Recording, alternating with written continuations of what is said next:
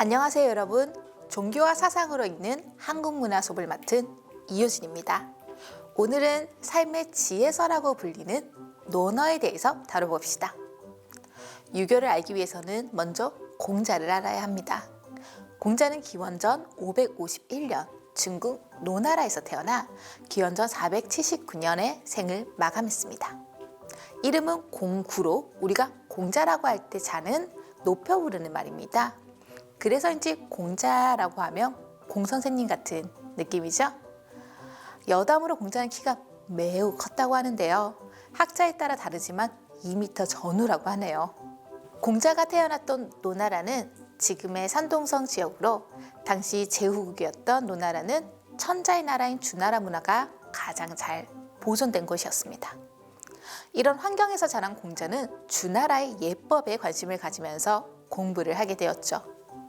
공자의 가문에 대해서는 사기에 60이 넘은 아버지 숙량을과 젊은 어머니 안징제 사이에 야합으로 태어났다는 기록이 있습니다. 아버지는 나이가 많아 곧 돌아가시고 젊은 홀어머니를 모시면서 살아야 했던 공자는 체계적인 공부를 할 기회를 갖지 못했다고 하네요. 지금으로 치면 흙수저를 물고 태어난 것입니다. 하지만 창고직이나 가축 관리 등 천한 일을 하면서도 예법에 대한 관심을 가지고 꾸준히 공부했습니다.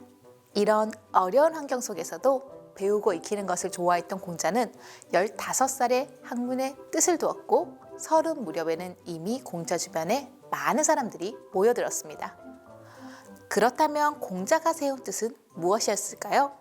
공자는 자신이 세상에 도를 전할 사명을 받은 사람이기 때문에 사람들이 자신을 함부로 해칠 수 없을 것이라며 스스로 단정했다고 합니다. 공자가 주장한 것은 주나라의 예와 음악을 써서 정치할 것과 임금의 훌륭한 인격으로 사람을 감화시키는 교화를 통해 통치를 하는 것이었습니다.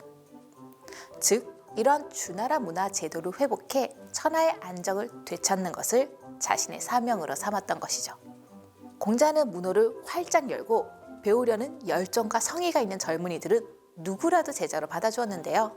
이때 출신과 빈부에 따른 차별도 하지 않았습니다.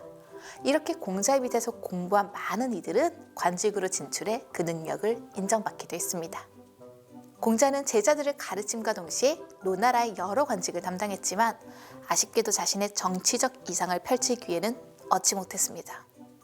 그리고 공자는 56세에 여러 나라를 떠돌며 제후들을 만났다고 하는데요. 인과 예에 입각한 자신의 정치 사상을 현실에 실현하고자 했지만 당시 세력을 키워 강대국이 되고자 했던 제후들에게 인과 예를 통한 도덕적 정치가 그닥 매력적으로 다가오지는 않았습니다. 공자는 현실 정치에 참여할 기회를 얻지 못했고 무려 13년 동안 외국을 떠돌다 노나라로 다시 돌아오게 되죠. 이후 학문 연구와 제자 교육에 열중하면서 노나라에서 노년을 보내게 됩니다.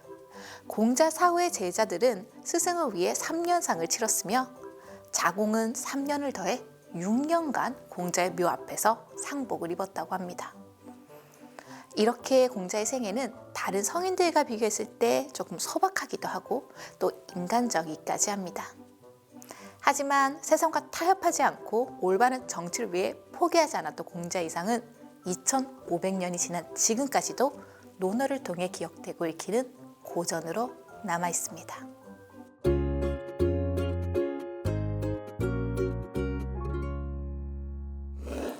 논어는 공자와 그 제자들이 세상 사는 이치나 교육, 문화, 정치 등에 관해 주고받은 이야기를 20편으로 모아놓은 책입니다. 책의 편명은 가장 처음 시작하는 문장에 2글자를 떼서 붙였습니다. 이 20편의 글 안에는 공자의 혼잣말을 기록한 것도 있고 제자의 물음에 공자가 대답한 것도 있고 제자들끼리 한 이야기도 있습니다. 그리고 제자들 외에도 그 당시의 정치가들이나 은자들 또는 마을 사람들과 나눈 얘기도 있죠. 그래서 논어를 영어로 아날레스라고 합니다. 이는 공자와 제자들을 중심으로 이런저런 이야기를 토론한 것 혹은 논의하여 정리한 것이라는 의미입니다. 이 책은 공자의 단독 저작도 아니고 제자들이 한 번에 정리해서 만든 것도 아닙니다. 그 시기는 정확하진 않지만 한나라 때 완성된 예기에 논어가 등장하는 것을 보면 그전에는 완성이 되었던 것 같습니다. 하지만 그 당시 모습은 아마 지금과는 조금 달랐을 것으로 생각되는데요. 공자와 제자들이 토론한 기록이 몇몇 사람들의 손을 거쳐 지금의 형태와 비슷하게 만들어졌다고 생각됩니다. 여러 판본이 존재한다고 전해지지만 지금 우리가 보는 논어의 모습은 후한의 정현에 의해 만들어졌습니다. 그래서 체계 구성이 체계적이지도 않고 중구난방인 것 같이 보이기도 하죠. 하지만 이것이 공자의 언행을 생생하게 전달하는 방법이었을 것입니다. 우리나라에서 논어는 고려시대 이래로 교육의 기본서로 사용되었습니다.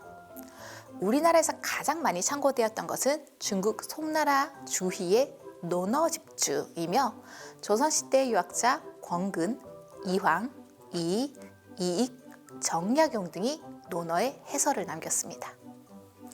논어를 잘 모르는 사람들은 이 책을 매우 어려운 책으로 생각하기도 합니다.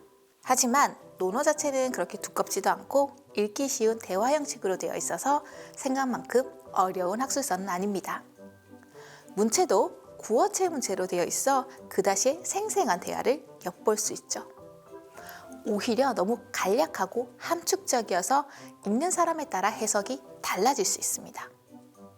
하지만 논어는 철학적인 이론을 늘어놓는 것이 아니라 우리 삶의 다양한 문제를 질의응답 형식으로 다루고 있기 때문에 많은 사람들이 논어를 인생의 참고서로 생각하고 지금도 논어의 다양한 해석이 담긴 책이 계속 출판되고 있습니다. 인기가 대단하죠.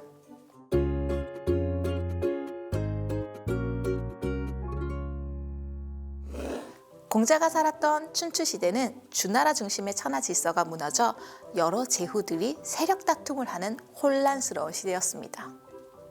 본래 처음엔 주나라를 천자국으로 하여 각 제후국이 서로 견제하며 균형이 유지되었습니다.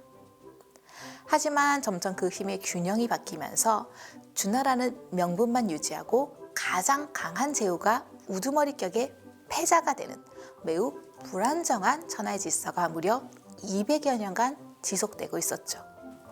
이 시대에는 패권을 차지하기 위한 전쟁이 아주 빈번하게 일어났습니다. 그리고 그 과정에서 피해를 보는 것은 대부분 힘없는 백성들이었죠. 공자는 이런 무질서하고 폭력적인 사회에서 그들의 비윤리적인 행위와 실정을 강하게 비판합니다. 그리고 요순 임금의 평화롭고 아름다운 정치로 돌아가라고 하죠. 그렇다면 공자가 성인이라고 칭한 요임금과 순임금은 과연 누구일까요? 아쉽게도 이 두 임금에 대해서 알려진 바는 적습니다.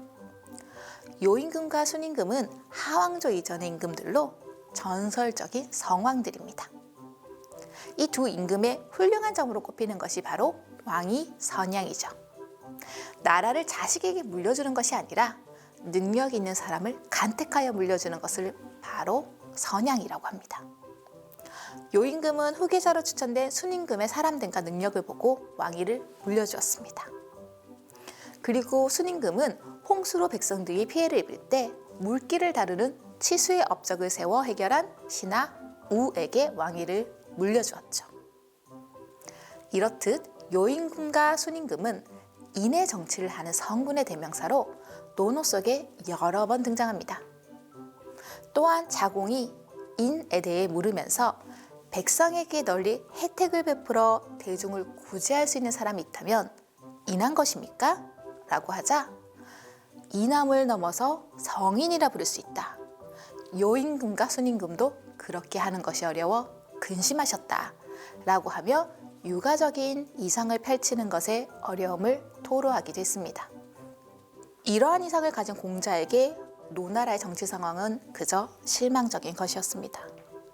노나라를 비롯한 많은 제후국에서 각종 하극상과 반란이 일어났으며 권모술수가 행해지고 다툼이 끊이지 않았습니다. 논어는 이런 혼란한 상황을 극복하기 위해 과거의 인물들과 예법을 가지고 사회를 바꿔보려고 했던 공자의 사상과 바람이 담겨 있습니다.